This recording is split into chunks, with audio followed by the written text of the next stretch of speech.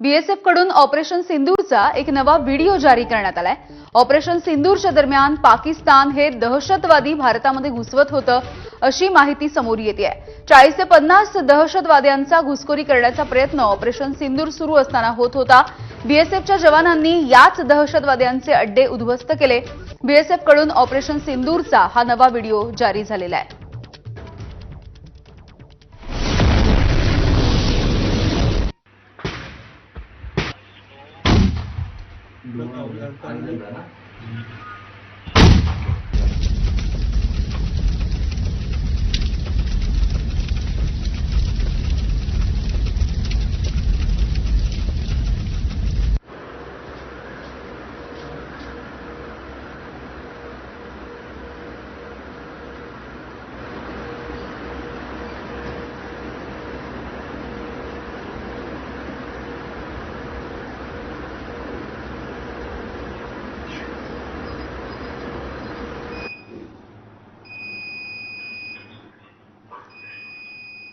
तर निवृत्त lieutenant colonel Satish Dhage sir आपल्या सोबत आहे। सतीश सर, एक नवीन व्हिडिओ समोर आलेला आहे आणि ऑपरेशन सिंदूरच्या दरम्यान खरं तर ऑपरेशन सिंदूर हे दहशतवाद्यांच्या विरोधामधलं ऑपरेशन होतं, मात्र आता पाकिस्तानच 40 ते 50 दहशतवादी घुसवण्याचा प्रयत्न करत असल्याचं समोर येत आहे।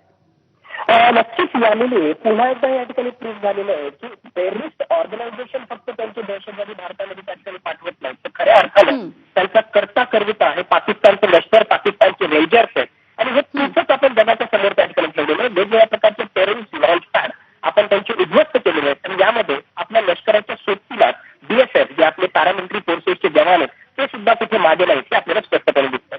युनी असेल, मुमताज पोस्ट असेल, असे कित्येक पोस्ट जे आहेत टेररिस्ट लॉन्च पॅड म्हणून पाकिस्तान वेळोवेळी त्या ठिकाणी वापरतं आणि त्याला आपण उद्ध्वस्त करण्यामध्ये यशस्वी झालेले।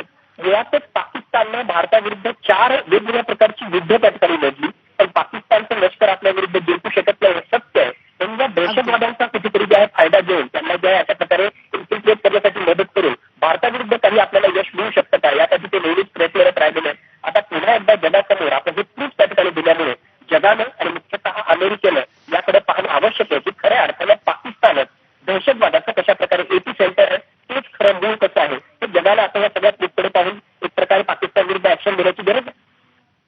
अगदी खूप खूप धन्यवाद सतीश सर, तुम्ही माहिती दिलीत यासाठी।